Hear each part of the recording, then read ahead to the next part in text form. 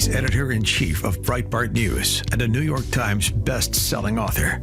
And on this podcast, he brings deep research, prescient analysis, and world-class guests. He's Alex Marlow, and this is The Alex Marlow Show. Welcome back. This is The Alex Marlow Show. I'm Alex Marlow. I'm so happy you're here with me, especially if you're new. Number 15 now on the Apple News commentary charts. We are top 100 on Apple News charts. Really good stuff. Shows that the show is growing, has got some momentum, and we have fun here. We have a lot of fun, and I have feeling great. We had a great day yesterday. It was Master Marlow, my eldest son's birthday party. We really did get the moon bounce going. I got the moon bounce with the water slide. It was just a fun day. And it was fun to sleep in a bed last night and not to try to sleep on a red eye while a bunch of people eat a sea bass in the middle of the night. Like, that's what they're doing now. It was and look, sorry, United Airlines, no disrespect meant, though, I don't know, maybe you deserve it. But this unbelievable thing where they're passing out. I got the first class ticket. Look, I'm on a book tour, trying to be a little classy here, trying to preserve some level of energy during all the whirlwind publicity. But we're there, and it's a late night flight, and 11 o'clock, 11:15 at night, they're out there doling out meals. I'm like, well, what could this be? Is it something, something light? Is it something just to tide you over? Maybe some hot nuts or something? No, it's flat out bass. They were serving bass in the middle of the night and potato gnocchi. How are you supposed to pronounce that? Did I get that right? I don't know. But they had all these savory options. And I'm just thinking, who amongst us has in our routine, 11:15 at night, I need a 5-course meal with some bass, airplane bass in the middle of the night. I just must be wired so differently than normal people, because if that's what you guys are doing, let me share something with you. There's a reason why we've got problems with some of our health issues. We need to fix some of those. And I think start with cutting out the late night bass. Let's just start there. But we're having a lot of fun here on the show, the Marlow Show, and really encouraged about how things are going today. What I'm going to do is I'm going to spend most of the show sharing my speech that I gave at Young America's Foundation. I don't take my speeches lightly for the most part. Occasionally you got to squeeze one in. I admit that. But when I have a big audience, like this is their big annual summer conference, and I had the opportunity to speak, and I think a version of the speech is going to be on C-SPAN over the weekend. It's a big deal. C-SPAN, good stuff. I love C-SPAN, one of my favorite channels. And I got to talk about breaking the law and why it matters, what I think it says about our broader culture, but also the fact that it ties into Andrew Breitbart and Andrew's vision for having the culture be upstream of politics. And I think the lawfare is actually born of that in a way. I think the lawfare is born largely of the fact that the right has clawed back, I think, a lot of the cultural pie and are arguably winning the culture wars right now. I would make that case overall. We haven't won all of the culture war battles of yesteryear, but we've made so much progress that the left changed gears and they started to open up new fronts. For example, the wokeification of corporations. They did that, but also the lawfare. And so there's a great tie into my history with Andrew being the first employee of Andrew Breitbart. I've been told by people who watch the speech, it's one of my best speeches ever. I have no idea if that's true. I've not watched it yet, but I do know that it's got rave reviews, and the students who saw it were very effusive. So hopefully you like it as well. So I'll be sharing that with you momentarily. And I think that it's it's a good thing to do. It's a good thing to do. It lays out some of the big things I've been thinking about, not just this week during one of the most important weeks of my life on the Breaking the Law book tour that I'm on, but also just thinking about some of my history and how I got to this point. A book takes a year or so to put together, really a year and a half, kind of at least the way I do them. So they're big projects already, but you can't do them unless you have a lifetime of thought that goes into them. So it really is more than a year. I mean, think of a Picasso sketch. If a Picasso draws a sketch on the back of a napkin, it might take him 90 seconds, but it's not. It's years of craftsmanship that goes into it. And that's the story there. So it's a opportunity to share with some of you some of my broader thoughts that led me to the book, which is doing very well, topping multiple charts on iTunes. And again, I'm sorry, not iTunes, Amazon, topping a couple of Amazon charts and high up in many others. And if you are on the fence about supporting the book, please do, because the more you sell books early, the more momentum you get. You make bestseller lists, you get put closer to the front in stores, you get better displays in stores.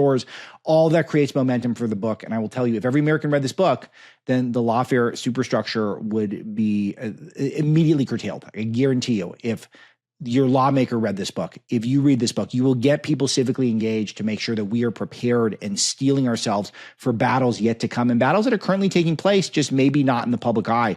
Not to mention being versed in how the lawfare superstructure is so deeply tied to the Russian collusion hoax that we talked about, and really the entirety of the Democrat apparatus that enabled Joe Biden, but also the Soros-funded DAs. There's so much history in there that is important to learn so that we are not doomed to repeat it. So we'll get into that in a second. I'll throw out a couple of news items out there. It was Master Marlow's birthday. So naturally, even though he's 7, I decided that I would get him the perfect gift for a 7-year-old. We are going to a WNBA game, and I have purchased a large green sex toy. Now, he doesn't know what that is.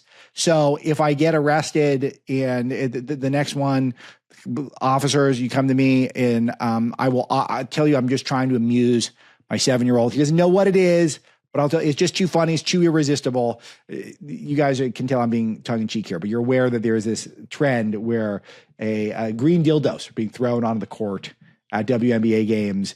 And it's just simply too funny. It's dangerous. I will officially say I do not condone it or support it, but it is an unbelievable cultural moment. And I am may or may not be participating when I take my son to a WNBA game in the near future. We got more from our exclusive with Donald Trump on the front page of Breitbart News. America's great again. We're going to have a much more peaceful nation and a peaceful world. I tasked the team with thinking about the first 200 days of Trump, which I think is today, if not so right around today. And again, take a step back from people acting as though MAGA is ending. I mean, I think I didn't check out the whole show, but I think I saw on my podcast feed Candace Owens saying that this is the end of MAGA or something. I should look this up, but but who cares at this point? There's so much alarmism because one of your agenda items hasn't been fully satisfied yet.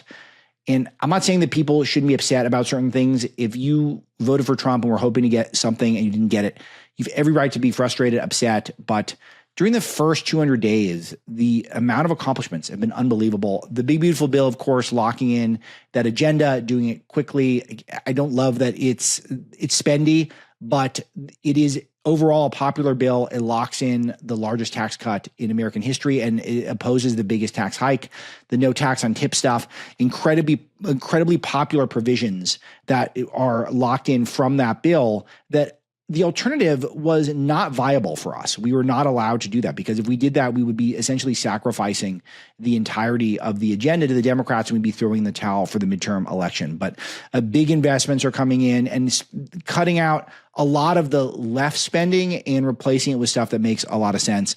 Other things, immigration. I mean, how big is immigration? We've got net negative immigration right now, 0 illegal aliens being admitted in the country on net since April. And that's a big thing. We want to have only a handful of the absolute best immigrants, and that's the most we're going to have. That's the most. And we cannot have any illegal immigration whatsoever. We got to be encouraging people to self-deport. We'll be rounding up people and making a example out of those people who broke our laws. I write about this in Breaking the Law. I'll say this over and over again. Part of what made me understand that the left hates law and order is their embrace of illegal immigration. I write about this, so I don't need to dwell on it right this second. But just know that their regard, these sanctuary states, sanctuary cities, all of which are run by Democrats, they believe certain laws that are on the books in this country should not exist. They believe that certain laws are allowed to be violated, but only a certain subset that allows for them to pad their voter rolls and make it so that some of their indentured servant class workers their wages are driven down. So it's all corrupt. It's all unacceptable. Trump's working on it. Trade deal after trade deal. In particular, we isolated the EU in a piece that Nick Gilbertson put together for us, who's our White House correspondent at Breitbart News. But you could have gone through all the trade deals, but at the Trump is talking about ripping up NAFTA and replacing it with something better. And if you look at the European trade deal in particular, that we've got these major tariffs coming in, and yet they're still playing ball with us. They're investing $750 billion investment from Europe in American energy, $600 billion coming in from Europe, investing into U.S. companies. This is the America First model. We're going to protect American manufacturers, American workers, and the EU is going to be paying into our country instead of just our money being shipped overseas. Really terrific stuff there. Another big win. Peace around the world. I think we tracked at least 6 global peace deals so far There'll be more to come. There's discussion of a new peace perhaps coming in the next 24 hours. We're talking about maybe Armenia, Azerbaijan coming up with some sort of a peace deal. We'll talk about that more in the show if that materializes. But just it continues to be a pretty strong list of accomplishments from Donald Trump with all the investment pouring in, and then rolling back the woke, the companies who are getting coached up. These companies are back. They're coming back in a lot of ways. Now, I'm not a corporatist person. I don't love big companies, but they are reality to some extent in this country. So we'd rather have them on our team than the other way around. And a lot of them are playing ball, and that's a big deal. The list go on, but I think that's a good place to start. And you can check out more for the rest of the pieces at Breitbart.com. But I thought it was a good day to reflect on that. And speaking of companies that we dig, American Beverage Association, new sponsor of the show. I really dig what these guys have to offer. What do you think for a minute about drinks that you grew up with and that you still love today? The ones that you got to have at the barbecue or in the break room. We're talking Coke, Dr. Pepper, Pepsi. For me, it's Diet Coke, Diet Dr. Pepper. Those are my favorites. These iconic brands are part of the American story, and they have been for over 100 years. And with everyone talking about American jobs lately, the companies behind these beverages have been walking the walk the whole time. American beverage companies are making American products with American workers in American hometowns, and they employ over 275,000 men and women in all 50 states. They're people who show up every day, do the work, deliver for our economy and our communities. See for yourself everything that they're doing at wedeliverforamerica.org. That's the website. I want you guys all to check it out, please. wedeliverforamerica.org. Find out about these companies. And I'll tell you, there's a Maha element. I've been saying this, that a lot of these are sugar-free drinks. And if you can just move people over from the sugar drinks to the sugar-free drinks, they're so good, so delicious, so refreshing. I love it. And it is it's fantastic stuff. Fantastic stuff. Okay, let's get into the speech. This is my speech to Young America's Foundation, legendary group that I've been a part of for 20 years. They are stewards of Reagan's legacy, owning his childhood home and his ranch in Santa Barbara. And they put a lot of speakers on campus. And it is a group that tries to educate youngsters in our values. This was my latest speech to them, largely based on breaking the law, but also based on some of my history and some of the things that went into my thought process to take on such a big project. Let's check it out. At his best, man is the noblest of all animals. Separated from law and justice, he is the worst. It's a quote from Aristotle, smart guy. Thought about that quote a lot this past year because I've been spending the time looking into what I believe is one of the most widespread and frightening issues of corruption in the history of this republic. It's a saga that's ongoing, and I regard it as the greatest threat in many ways to the conservative movement as we know it. You guys may have heard Trump say in the past, they want to take away my freedom because I will never let them take away your freedom. They want to silence me because I'll never let them silence you.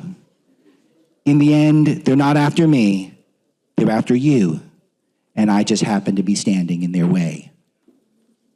It's a good quote, right? And it's accurate. The statement's fundamentally true.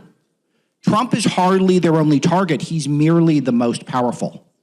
And if America is going to endure, we must acknowledge that Trump's words aren't merely political rhetoric, but a solemn warning. We must defeat the lawfare and those who have used it to accumulate power for the political left or lose the country.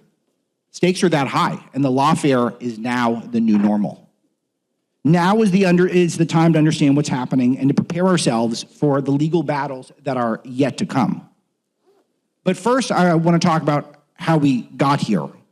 It was nice enough of YAF to invite me today, of all days, because today is the day that my third book is released. It's called Breaking the Law. And the book is my first two books, Breaking the News and Breaking Biden. Also, YAF was great to promote and give me a chance to speak at various events about them and about my investigations and my investigative research.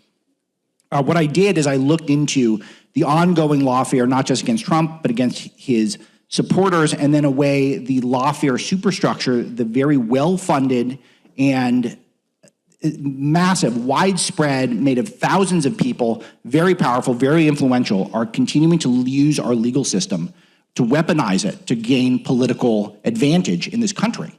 They continue to do this with these judges who are all over the country who are blocking parts of the executive branch. I think it's one of the greatest scandals of the century that I'll get into in a second about how the lawfare superstructure attempted to rig the 2024 election. But before we get there, I want to talk a little bit about my story, because my story is actually very similar to many of yours. I started as a YAF student. That was my entree into the conservative media. And I used my connections to YAF to get a job with a man named Andrew Breitbart. How many of you are familiar with Andrew?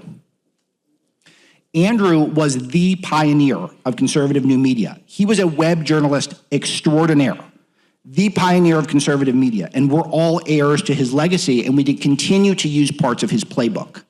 What Andrew sought to do is usurp the establishment media with citizen journalists to fight against all the political power that the left had, not just from a political angle, but from a cultural angle.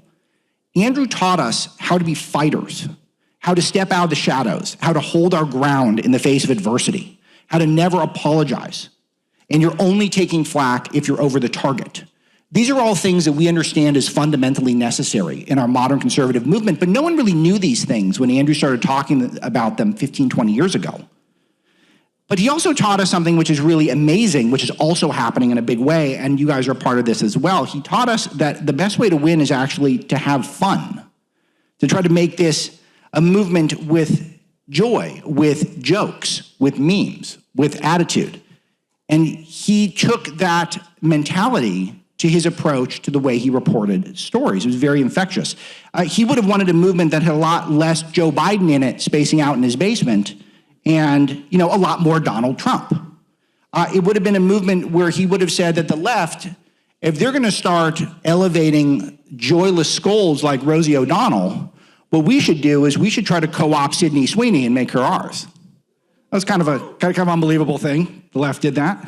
Andrew would have absolutely loved that news cycle. Can you believe the Democrats are paying consultants $20 million to try to figure out why young men don't want to vote Democrat anymore? And then the first thing they do is they're like, hey, look, that's a hot chick in jeans. Let's call her a Nazi. What? How could we have ever been this lucky? And Andrew would have seen this and thought that we finally won. His vision for conservative movement had happened. He would have loved to see the day where the left are actually the prude scolds and we're the ones having fun with the hottest chicks. That would have been his vision for us. And I think it's truly important that we're seeing people throughout the movement, not just people at the younger people, the grassroots, but everyone rise up and to say, you know what, we're going to have joy, we're going to have fun, but we're also going to fight. We're not going to back down. We're not going to apologize. We're not going to try to curry favor with the establishment because they're losers and they've gotten everything wrong. So Andrew won me over with that message that the culture is upstream of politics, that we need to start with the culture wars and then the politics will sort itself out. You all basically fundamentally understand that point. But again, when I started with Andrew, when I started at YAF, no one was saying these points. No one was making these points at all. And we all accept this to be true, but when Andrew was preaching it, he was alone. He was a revolutionary. And we carry out his vision at his namesake website, Breitbart.com, every day. I hope all of you can check it out and get your news from there. I know a lot of you do because we're incredibly dominant across the social web, but we're the biggest conservative outlet on all of social media, aside from maybe Fox, but I think they have 100 times my budget. So if anyone wants to invest, we're open for business. But we are starting to understand how to vanquish the left. And it's not just doing it with politics, it's also doing it with entertainment and with the media. Okay, great. So think about how how movies used to dominate our culture, and the left would use them to inject their wokeness, inject their politics into the bloodstream, into the ecosystem, into what we discussed. Well, how are movies doing these days? Well, they're a lot less woke than they used to be, and no one's seeing them anyway. That's a win. How about the media? Jeff Bezos himself, founder of Amazon, owns the Washington Post, wrote in 2024 in an op-ed that his own paper lacks credibility. He noted in his piece, the same piece, that the journalism profession is the least trusted profession. That's a major win for the conservative movement. We spent a lot of decades trying to prove that fact, and now people believe it. At the same time, a lot of people gathering their news online. We've got a huge advantage there because if you think about it, can the left meme? Left can't meme. They're not funny. They have no joy. All they have is anger. All they have is animosity. So we're beating them in that front as well. So the establishment media is a disgrace. We know that. We want it discredited. I wrote a book about that called Breaking the News. But that's not the end of the battle. And Andrew is not here today to be with us and to see what we're going through now. But the reality that he envisioned is becoming true, but the left is not lazy. They're smart. And we can't underestimate their ability to find new battlefronts. And they're doing that right now. They're developing new tactics to try to defeat us. And their most effective tactic over the last several years was not just media manipulation, we neutralized that. It's not Hollywood, we neutralized that. It's the lawfare. So my definition of lawfare, it's got two parts to it. The use of the legal system against political and cultural adversaries, and the weaponization of the legal system for partisan political purposes. So basically destroy people or get concepts out there that you want culturally. And it's traditionally come from the left. I'll give you a brief history of it. It really started from my research back to Franklin Delano Roosevelt. He wanted to add justices to the Supreme Court so that he would essentially be in control of two executive branches that could do different parts of his agenda. That was his goal. He wanted generational control over the judiciary. And it was that complex that I think really started to reset the way we think of the law in this country. He wanted a system of living law. So that's the opposite when you guys hear about originalism. He wanted a concept that the law is progressive and reinterpreting its meaning in the left's political image and the left's political agenda. You could reinterpret the law in that way. That gave rise to Earl Warren, who was the Chief Justice of the Supreme Court in the mid-50s through the late 60s, widely regarded as the most liberal court in history. And that court marked the beginning of the end of judicial restraint. This is where you start hearing about the concept of judicial activism, which you guys I'm sure have heard about at this point. And the biggest example of that, Roe versus Wade, where they took the most hot-button political issue of the time.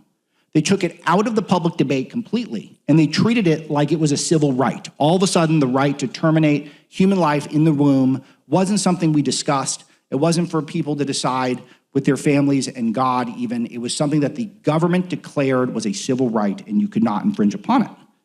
And this led to, of course, a massive genocide of nascent life in America.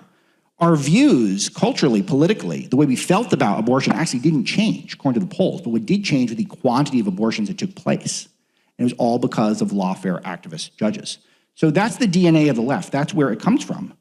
And then conservatives started fighting back, slowly, methodically, winning elections, doing things in order for the Reagan Revolution to take place, deep connections to YAF, which does an incredible stewardship of Reagan's legacy. The Reagan Revolution was incredibly important because that solidified the Supreme Court as a conservative court. Again, gave us an opportunity, gave us a chance to have a stay from the lawfare. But then entered a man who I regard as the godfather of modern lawfare, someone who was formerly president, sort of. We're not sure anymore. Joe Biden. Joe Biden, allegedly, I think he was still cognizant by then, but who knows? I mean, was he ever all there? Come on. But in 1987, he came up with a tactic that became colloquially known as borking. Joe Biden was a famously terrible law student. He finished near dead last in his class, and he almost got kicked out for plagiarizing 5 pages of a lawfare paper. He would have been removed, aside from he ended up writing a groveling apology that was many pages long. I reviewed all this in my Biden research. It's pretty surreal in that he actually survived and graduated law school. So a terrible law student, never really practiced law because he got into politics right away. He was actually in politics, people don't know this, for over 100 years in America. He's the first American politician to serve for over 100 years. So a famously horrible law student. And this giant Robert Bork comes in, he's nominated to the Supreme Court, and Biden shuts it down. Why did he shut it down? He knew Bork was a lock when Bork was nominated. But what ended up happening is the left-wing movement, their activists got to Biden and said, you got to stop this. You got to shut this guy down. He's too good. He's too conservative. We got to shut him down. And it worked. That was the borking. And all of a sudden now lawfare is back on track for the left. They try it again with what Clarence Thomas referred to as the high-tech lynching. And who led that yet again? Joe Biden and Ted Kennedy. That one failed, thank God, because Clarence Thomas has become one of the standard bearers for the U.S. Constitution, one of the best minds that we have, period. Continues to weather decades of attacks. They go on to this day, and I detail some of the fresh ones in the book. But we survived that, but it has just put the leftist mindset on overdrive that we can use the legal system to try to gain politically. Next, Barack Obama and Eric Holder, they greatly accelerate the lawfare. They actually use tactics from the global war on terror against their political opponents. And this ushered in a huge new age. They had this clandestine project called Operation Choke Point, with the goal of choking off industries that were unfavorable to Democrats. They used the U.S. Treasury's Office of Foreign Asset Control to blacklist financiers for international terrorism. They used these same tactics to try to blacklist conservative activist groups, to get them debanked, to get them more scrutinized by the government, to slow roll their ability to get approval so that they could have nonprofits. And then that takes us to the first Trump era, where the lawfare machine is in place. And all of a sudden, you start seeing Trump-connected entities being jailed partially because of their connection to Trump. Michael Flynn, George Papadopoulos, Paul Manafort come to mind. Next come Steve Bannon, Peter Navarro. All these people served in jail for political purposes. We kind of blow through this stuff. We had real political prisoners in this country in our time. And then the left saw their golden opportunity with January the 6th. Now, not our best day ever. It wasn't our best day. But what they said, it was an insurrection. Well, there's an insurrection. That's supposed to be a violent overthrow of the government. There was one shot fired that day. It was by a police officer at Trump supporter Ashley Babbitt, and she died. They were so desperate to talk about guns that, remember Cassidy Hutchinson, one of the whistleblowers or whatever? She said that she heard people talking about guns. That's all they had. Like, they heard people talking about it. And remember, she also said that Trump tried to commandeer one of the military vehicles, the Beast, and she was going to drive himself to the Capitol to participate. And this was talked about in our Congress as if it was serious stuff. This would have been, if Hollywood's writer's room, if you'd pitched these ideas, they would have said, get out of town, these are stupid.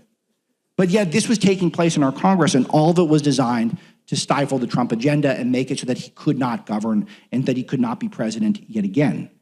Trump actually offered, by the way, National Guardsmen to come to the Capitol, and Nancy Pelosi turned him down and later said, I take responsibility for that.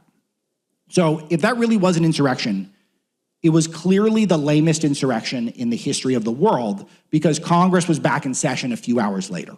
So one of those things that in the meantime, you've got elements of the American legal system, people like Christopher Wray at the FBI, who's investigating conservative and religious groups. He's investigating Catholic congregations. The real scandals are taking place way behind the scenes, and yet we're fixated on just overblown hysteria over a bunch of people who mostly were just wandering around the Capitol because they were pissed off about the election. Treated it like it was the worst thing ever. But that made it so it was game on for the lawfare superstructure. They saw their chance to try to go and cancel Trump for life, to try to make sure that he was blocked from being the president.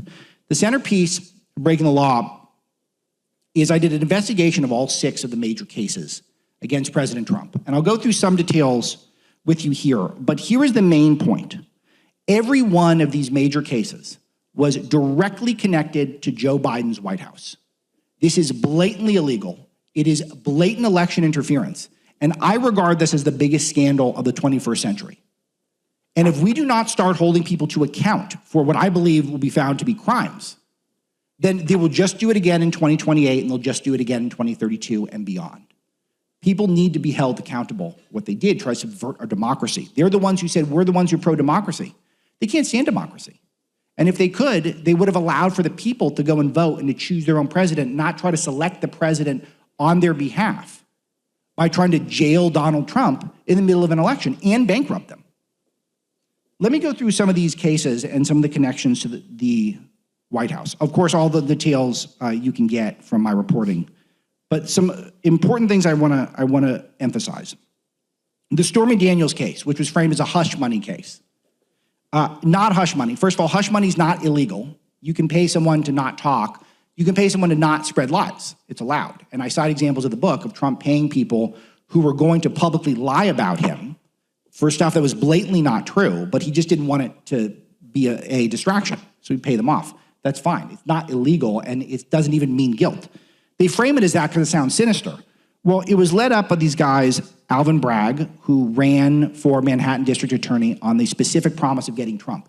He actually said he sued Trump 100 times before he became DA, which is not true. But that was how he campaigned to get elected, blatantly political.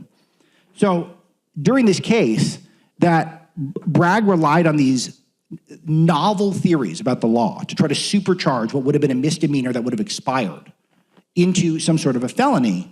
And because they really didn't have much, it was the weakest case in the group. But this was the only one that got a criminal conviction. How to get a criminal conviction? Well, first of all, you had a left-wing judge, guy Juan Merchan, who donated to Joe Biden, which is illegal. And his daughter was one of the biggest bundlers of all for the Democrat Party. She'd raised something like $100 million for Democrats. If you want to talk about a conflict of interest, it gets worse.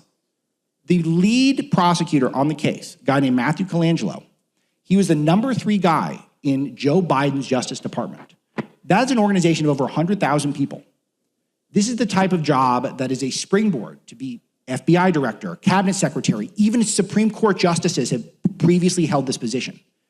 And so what did he do? He took a demotion all the way down to being a prosecutor in Alvin Bragg's office in Manhattan. This is the same as taking a 4-star general and putting him in the National Guard as a private. This is the equivalent of taking someone out of the Super Bowl and then putting them in the Pee Wee football game as the backup punter. That's what they were doing. Why were they doing this? Because this was a guy who was in the White House, in the Joe Biden upper echelons of his Justice Department. And the plot was to take out Trump. That's what this is about. And clearly, the evidence suggests coordinate with the White House while it was happening. All this should be blatantly illegal. The next one, the Fani Willis case. You guys remember Fani Willis in Georgia, who tried to accuse Trump of running some sort of broad criminal conspiracy to rig the election? You might have recalled that she hired her boyfriend onto the case, a guy named Nathan Wade. It's a funny story because they immediately used the new money that they had coming in to take a bunch of trips, Caribbean vacations, wine tasting, going to the Florida Keys, all off of your dime. Any of you who live in Georgia, you're all paying for that stuff. So, but there's something really interesting about Nathan Wade, is that Nathan Wade was a family lawyer. He did divorces. He did prenuptial agreements. This was a RICO case. This was trying to bust the mob. Why was Nathan Wade in a RICO case? No reason for this, ever. It's completely absurd that this would happen. Nathan Wade gets 2 8-hour meetings at the White House during the middle of the case. What would a family lawyer, a guy who does divorces, what would he be doing at the White House? This guy was a nobody. There's no reason, there's no other explanation than to talk about how we're going to get Donald Trump, how we are going to try to rig the election, try to jail Trump. That was the goal. There are 2 Jack Smith cases. Jack Smith, you might recall, now under investigation, which is great news. Jack Smith, his entire appointment was unconstitutional. It's a complicated story, and the Trump legal team was genius for figuring this out. But it's a violation of the appointments clause. Basically, the way he was appointed was illegal from the start. He was basically completely unmoored from any sort of accountability whatsoever. He answered to no one. You don't know the background on Jack Smith. Jack Smith is the type of guy where America is not good enough for him. When Trump won the first time, he left the country. He's actually one of the guys who left when he said, we're going to leave if Trump wins, and everyone's lying aside from Rosie. Jack Smith is one of the guys he left. He went to the International Criminal Court at The Hague, and he was trying to prosecute war crimes while he was there. And then he gets summoned back. He actually couldn't start the case right away from America because he got hit by, he was riding his bicycle to work in the Netherlands, and he got hit by a scooter. So we actually had to start, which I just find very poetic, that the guy who's supposed to bust Trump couldn't start the case because he had got hit by a scooter while on his bicycle. I think that's very fitting to get the greatest alpha male of all time, the scooter bike injury guy. Appointed by Merrick Garland. So Merrick Garland seems like a nice guy, not free from blame any of this stuff. And 18 months, Jack Smith could harass Trump, leak to the media, try to do everything he could politically to undermine Donald Trump and to make sure that he could not be elected. All of this found out to be unconstitutional, all of it illegitimate. I've been on the road. It's been a whirlwind, and I've been fueled by coffee. What else? And none other than Crockett coffee. Keeps me alert, and it tastes great. Roasted to perfection in small batches, on purpose by experts who love the taste of great coffee. roasted our nation's heartland and delivered fresh to your home. Crockett Coffee is also an anti-communist, pro-American brand founded by Buck Sexton, Clay Travis, terrific broadcasters. I was just on their show the other day and had a great time with them. And they're smart. Dark roast, mild roast, light roast, decaf, mushroom organic blend. I have not tried that. I've got to try that. Got the K-Cups going. It's really a quality cup, and it is good people. Even some of the proceeds go to Tunnel to Towers Foundation, because people Crockett Coffee, they never forget. And right now, you use Alex promo code at checkout. Use the code Alex. First 20% off your order. That's crockettcoffee.com. Use my name, Alex, as the promo code, and you'll get 20% off. Maybe the most fun but also disturbing case that I go through is the E. Jean Carroll case, which Trump doesn't call her E. Jean Carroll, by the way. It's really amusing when you talk to him. He just says, the woman. I don't know the woman. I don't even know who she is. I just call her the woman. And it's great because she's not worthy of him even speaking her name. She was a writer for Saturday Night Live and a columnist. And Trump said she had a book because it was called, like, Not His Type, because Trump had a line that she's not Trump's type. I got news for you. She is absolutely not Trump's type. I know Trump fairly well. She's not his type. But she had framed this thing that Trump had raped her, or maybe not. She couldn't decide. She went back and forth. In a Bergdorf Goodman in the, I guess it was the earlier mid-90s. She couldn't quite remember when. But I do know it was after Law and Order had released an episode with the plot of a powerful man raping someone in Bergdorf Goodman. We do know that happened after the fact. So this person, in her narrative, is someone who is constantly changing her story, sometimes even in the same interview, and is someone who's written about sex at Bergdorf Goodman in her columns in the past. And her story almost mirrors a Law and Order episode. She was asked about this, and she said she was unaware of the episode, even though she is a Law and Order fan, because that episode was in the franchise Law and Order SVU, Special Victims Unit. So she's not an SVU fan, so she wasn't actually aware of the story that almost mirrored exactly what she was telling people about Trump. So Trump, who had, of all the accusations against him, there's no other accusations of rape out there. And there's this one from this bizarre woman who's not his type, who is basically appears of the exact same story as the plot of a TV show. And this goes on and on and on until there's a judgment of something like $95 million, or actually 2 judgments in all, against Trump. She didn't even ask for that much money. And yet there's judgment because it's a New York judge and New York jury. And that's what they do. When you shop and you find the right jurisdiction for a specific case, then you can get a conviction even if there is just absurd wielding of stories to get to the point where you're there. What's remarkable about this case, though, to me the most, is that it was the idea of George Conway. How many of you are familiar with George Conway? He's a never Trump TV pundit, a guy who's on MSNBC. So he's a guy who's a professional MSNBC guy. He meets her, I guess, at a party and says, oh, you should really sue Trump over this. And it's bankrolled by a guy named Reid Hoffman, who, those of you who hang out online enough, you'll see Reid Hoffman's name a lot. He's one of the biggest donors to Democrats, period. So he's a guy who bankrolls all sorts of left-wing activism, and he's the one who made sure that E. Jean Carroll had the best attorneys in the game, backing her up for years on end as she sued Trump.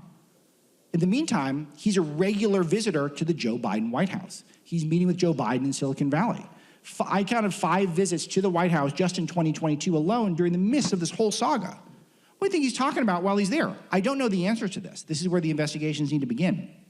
But we know what it looks like. We know what it looks like. We know that this all looks as though the left is coordinating to try to use the legal system to try to rig our elections and try to subvert democracy. And this is really where the warning comes in to all of you, is that the case that I try to make in Breaking the Law is that a lot of this is very daunting. I go into all the details of all of these district judges, all these people who have been stopping these various parts of Trump's agenda, the conservative movement's agenda, during the first 6 months of his administration. What do we do about these things? And I'll tell you, the biggest answer, the one that I can offer the most, is that we need to be vigilant as a movement. We need to play a long game. We need to take the approach that we took in the latter half of the last century, where the way we answered Roe versus Wade was to slowly, methodically build up our movement, to stay involved, to stay engaged, to make sure people are locked in at a civic and political level. It's really the only hope that we have. Because the left is disorganized. They have hundreds of millions of dollars. Tens of millions of people in this country, many of you included, are in a lawless area where you have a district attorney who is bought and paid for by George Soros, who funds 9 figures into campaigns to make sure that chaos agents are running our law and order in our cities. The type of people who want to see more felons back on the street. The type of people who want to make it so it is harder to prosecute. The type of people who thinks the solution to too many people in the jail is just to let them all out of the jail. These are the type of people who want to see America undermined at every turn. I've known this for my entire life. Because I grew up in a little strange little place across the country called California. Have you guys heard of it? It's a very strange place. You guys have heard of Alligator Alcatraz? Yeah, it's like the opposite of that. It's like that's what we got. We got all the good guys surrounded by the alligators, and then all the bad guys are just kind of outside laughing at us. California is a place that abandoned law and order when I was a child. It's part of why I think there's a pattern of a lot of your favorite activists probably came from California. Maybe it's Ben Shapiro, maybe it's one of the great CLM radio hosts like Larry Elder, Dennis Prager, maybe it's Stephen Miller. You guys like that guy, right? He's pretty good, right? A contemporary of mine in Los Angeles, we watched as law and order was completely abandoned and one of the most iconic parts, not just of the country, but of the world. A place where people aspired, they dreamed of going to LA and being a part of that culture, and we destroyed it. First with illegal immigration, where we broadcast a signal to the entire world that we don't care about our immigration laws. You're allowed to break them. In fact, you're encouraged to break them. And if you do break them, we're gonna give you free education, we're gonna give you free healthcare if you do.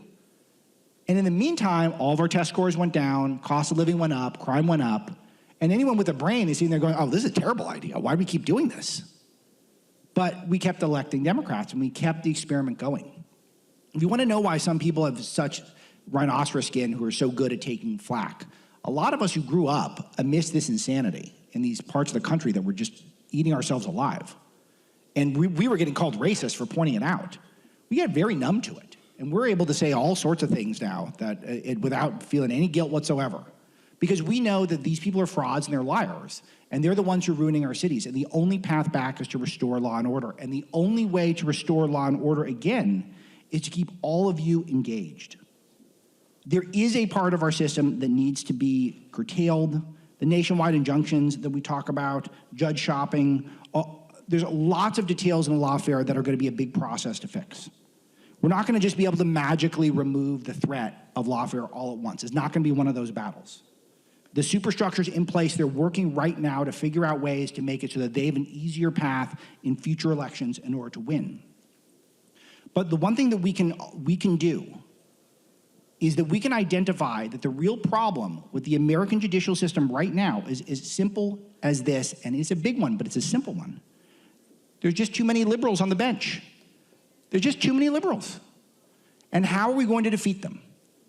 A strong conservative movement, people like you guys, staying activated in off election years, in years where you're not thrilled what's happening, in years where maybe you're disappointed that your favorite issue is not being put at the front burner. I had that problem a lot during the first Trump administration. A lot of my favorite stuff, I'm a big immigration guy. That hit the back burner for 3 years. Very difficult when that stuff happens. But the only way we're going to fix this is if we nominate great judges. And how do you nominate great judges? You have a robust, charismatic, deeply engaged conservative movement. The only way to do that is to build the strongest possible movement filled with the most energetic, most fun, most talented people imaginable, the people who are informed, the people who are engaged, and people who are psyched about this country. I've got 4 children. I'm optimistic. You can't afford children unless you're optimistic. I have faith that we're not going to have a President Buttigieg in our lifetime or President Kamala Harris. I got my doubts about Harris. What do you guys think? How's she doing these days? If you just laugh at just everything, all your problems go away. I learned that. The point is here is their bench is very weak. You guys, everyone wants to talk about Zoran these days. Well, we're living through that out in California. It's already happened. We've already gone through that experiment. The socialism experiment doesn't work. But we got to be the ones that get the word out. We've got to be the ones that share with people that we've got two paths forward. We've got the path forward of lawfare, where there are two tiers of justice in this country, where the left is able to try to buy elections, to try to sow chaos in our streets, try to subvert our democracy. Or there's the path where you guys stay as engaged as humanly possible and to try to recruit to make sure there's a smart, talented crop of people in our future. That's the way to restore the American dream. I'm Alex Marlow. Thank you for having me today. I think I have time for a couple of questions.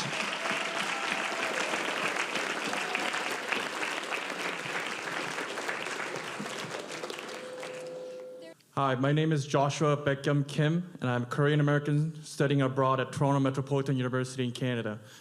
As someone deeply rooted in both Korean and American values, I strongly resonate with your point about how the left is weaponizing your point about how the left is the judicial system through lawfare. I've seen firsthand just how dangerous and oppressive this tactic can be. My question is, how can we effectively fight back against this threat, and what can we do to defend ourselves from being crushed by these politically motivated attacks? Yeah, so there's a few things. The obvious one, I'll do the biggest one first, which is what I try to close with, which is that it is a long battle, and it's a battle that is only won with a vast movement. I'm not going to say, because I don't want to get Yaf in any trouble, this has anything to do with how people vote or anything like that. It has nothing to do with that, just so Yaf doesn't get in trouble with their nonprofit status. But it does come down to a broader, civically engaged public that agrees with us on stuff. So that is why it is a battle that is won over time by putting people in position to be able to be standard bearers for the Constitution and for law and order itself. The concept of law and order, the left hates the concept of law and order. Once you understand that, and look at the immigration example, they hate the idea that there are laws in the books that must be followed. They don't like that. They don't like because it encumbers them. It prevents them from doing what they want to do. And once you accept that fact that they really don't like it, they don't like the idea that there are laws that must be enforced, that infringes on their goals of politics above all else. They want to achieve political means by any means necessary. And they can't do that if the law gets in their way. That's not any means necessary. So the only way to beat that is to convince people that they're wrong and to do that over and over again. That's the best place to start. And there's a lot of other things to do once we get there, but numbers. That's the main goal. Thank you. Thank you. God bless America. God bless our allies. It is a global problem, too. Brazil's got it even worse than we do, believe it or not. It's for another day. Thank you very much for your speech. I greatly appreciated it, and someone who am interested in going to law school myself, I really appreciated the legal focus of this speech. One question that I have for you. Oh, by the way, my name is Michael, and I go to Christendom College. Great. One question that I have for you is that Trump has been a cultural phenomenon in himself. Traditionally, Democrat voting populations have turned out in record numbers for Trump. How do you see the future of the Republican Party and conservative politics after this Trump term? Yeah, I'm optimistic, but it's important to see some of the stuff he did right. His podcast strategy was really genius, where he went on all these podcasts that were sort of culturally focused.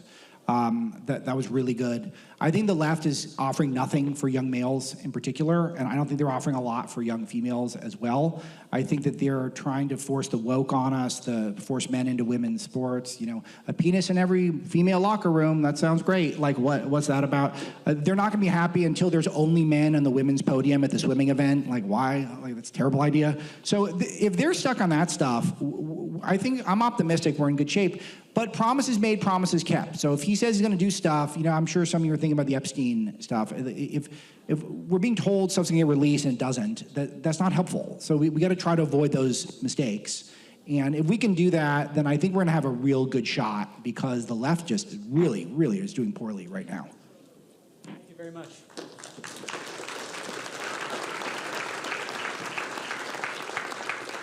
We have time for one last question. Hi, my name is Lydia Hernandez. I'm from Long Beach City College. I know during your speech, from what I understood, that you were mainly talking about keeping people accountable. I know you brought up Carol and her case with Trump with the supposed rape, but after all, he kind of was found guilty of sexual abuse, and with the defamation, she was awarded a huge amount of money.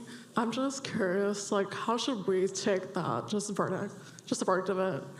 I'm just kind of iffy on it, you know? Yeah, he was not found guilty of sexual abuse. He was found liable for defamation, which is different. And the defamation was he basically attacked her for what he believed is falsely accusing her of the sexual abuse. So it's a very big distinction, and I'm glad you made it, because a lot of mainstream people, George Stephanopoulos basically said the same thing, and that's why he'd apologize to Trump and pay off Trump. So, and the point that you'll see in the book, I go through it, is that these cases are largely decided once the judge and jury are impaneled. I spoke to Trump personally about this exact case, and he said that he actually admitted he didn't think his legal team handled this one that well, and he calls out some names. I named them in the book.